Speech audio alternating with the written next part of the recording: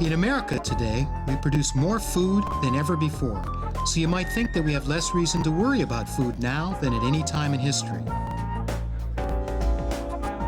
And yet many people in the United States and elsewhere are increasingly concerned about how our food is grown. We worry about whether farmers are using chemicals like insecticides and herbicides, and most recently people have voiced concern about genetically modified food.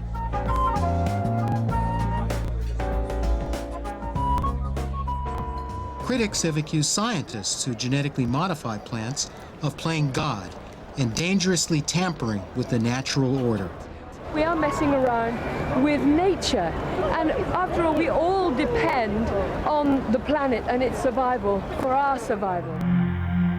But scientists say genetic engineering represents a huge leap forward in our understanding of the living world, that it will lead to many improvements in agriculture and bring enormous benefits to all of us. And they argue that genetic engineering is only an extension of what man has been doing with crops for the past 10,000 years. Historians will look back on this as a critical moment in history when we change the human food supply. Using modern methods of agriculture combined with genetic engineering, we'll be able to create plants that are the superfoods of tomorrow. So who's right? And what do science and history tell us about the food we eat?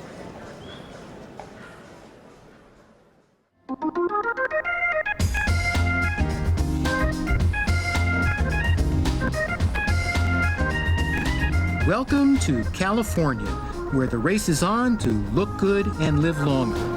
It's extraordinary how ingenious people here are at finding artificial ways of looking naturally healthy and beautiful. As I walk around my hometown of Los Angeles, I'm struck by how many things around us are man-made. Cars, computers, rollerblades, bicycles, and we don't hesitate to put man-made things in our bodies, fillings in our teeth, pacemakers in our heart, implants to make us look beautiful. But if there's one thing we demand to be just as nature intended, it's our food. Today, we are much more conscious of the need to eat healthily. And for many people, eating healthily means eating naturally. These days, more and more health food shops and restaurants are opening up, offering food which they say is just how nature intended.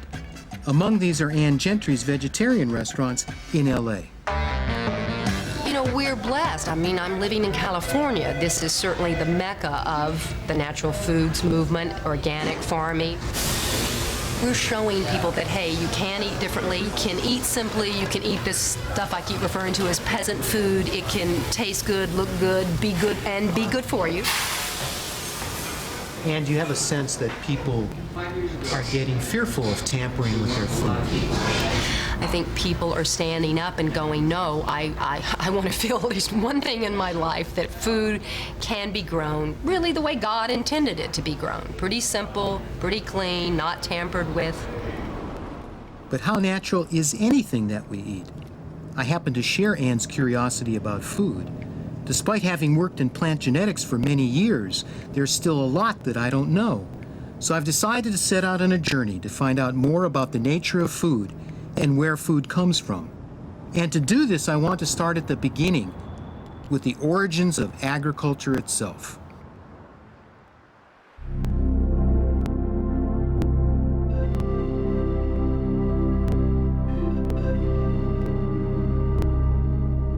I've come to Mexico, where many thousands of years ago, our American hunter-gatherer ancestors first learned how to grow their own food. One of the most important crops that we use today is corn, which we find in everything from fizzy drinks to tortilla chips. And in fact, corn was one of the first crops to be grown in the Americas. But soon I discover a remarkable fact. The corn we know today is very unlike the corn grown by our ancestors, and their corn too was unlike anything to be found in nature. According to agricultural historian Professor Garcia Barcena, the plant from which corn was derived had cobs which were too small to be useful, and therefore had to be modified by the earliest American farmers. Let me make sure I understand what you're saying, that corn wasn't made by nature, it was really made by early man 10,000 years ago. Sure it is, because the original corn has cobs about 1 inch long at most, and very small seeds are lots of them. And well, it's not a very attractive plant as a cultivated one. It had to be very highly modified to be useful.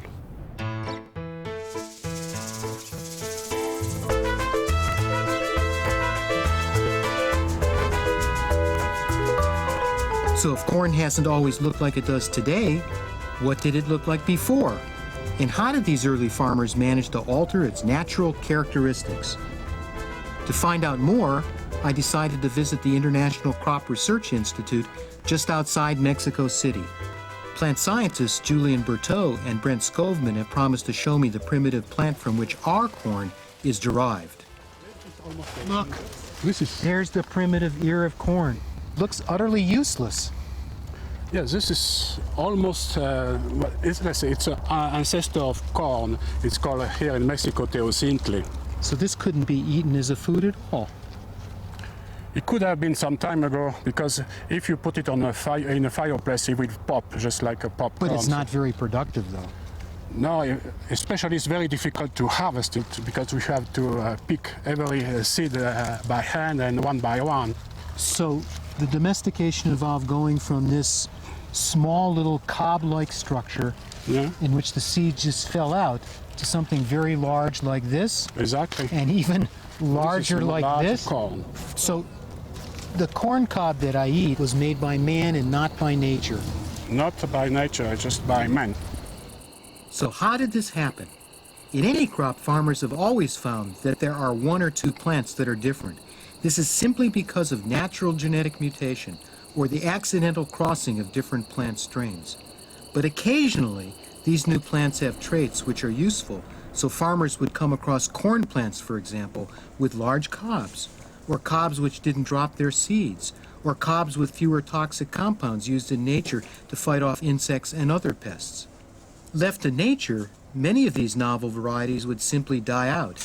But farmers have intervened to protect the plants they like and encourage more of them to grow. In this way, by breaking the laws of natural selection, farmers have managed to create new plants to better suit our needs. Look at these pumpkins. Look at the variety in shapes, in colors. All of this is due to natural mutations, just changing the plant. And what man did 10,000 years ago was to be able to use this variety of genetic information to select from the small corn to the larger corn, to select from this small gourd to this huge pumpkin that I can hardly pick up. These things are related to each other. They're identical, but look at the differences in the size, simply due to one or a few genes. And this is really genetics at work, and this is what man has been able to do. Agricultural historians say that even wheat has not always existed, but was rather the result of two strains of wild grass, accidentally crossbreeding, and then being selected by primitive farmers. So this has genes from different species combined into one nucleus, into one plant. This has genes from different species in one plant. And those... And this was accidental by nature, but then it was selected by man, because you had to select for the good characters to domesticate this wheat. And I say man, I should probably say woman, because I'm almost 100% sure that it was the women that domesticated the plant species.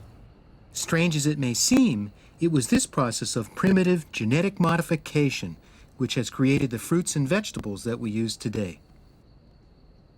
They didn't have broccoli, they didn't have Brussels sprouts, they really didn't have wheat, they certainly didn't have corn, they didn't have soybean, they didn't have tomatoes. Nearly all of the things that we see in our shops today and we enjoy were not there provided by nature.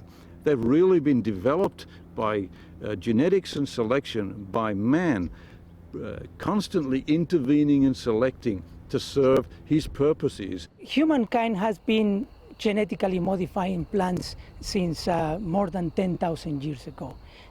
This has been done using primitive ways of genetic modification, and Mexico has contributed in an enormous way to agriculture by creating corn and tomatoes and beans, the modern varieties that we use in agriculture. But the advent of agriculture meant far more than the development of new types of food.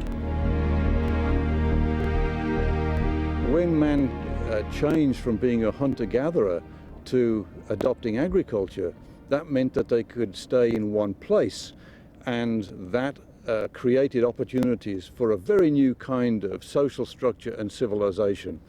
And so it has been throughout the ages. There's a very strong thesis that indeed agriculture has been one of the major platforms to allow civilization to develop. The transition from hunter-gathering to farming involved a whole lot of other stuff. It involved the development of a primitive science and technology, often expressing itself as religion. It involved the development of a complex social organization. It involved the development of architecture. In essence, the development of agriculture was the development of civilization itself.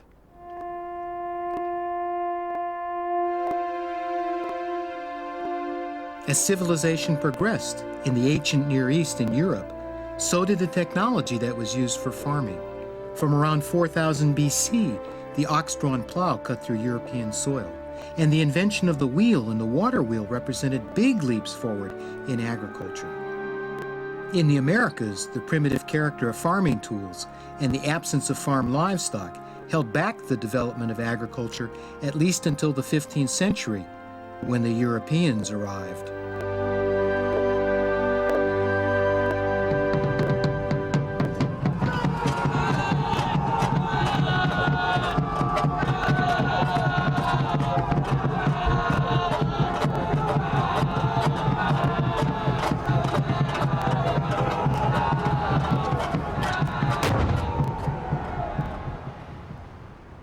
Primitive agriculture led to the domestication of many different varieties of animals and plants.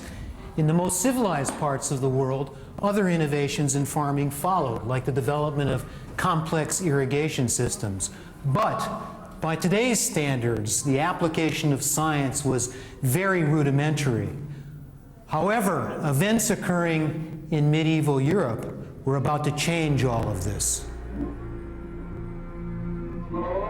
As commerce increased in the later Middle Ages, towns began to expand around the fortifications of medieval Europe. More and more people were leaving the land and turning to trade, but they still needed to eat. And so, in order to produce more food, Europe began to turn away from subsistence peasant farming and towards large-scale farming.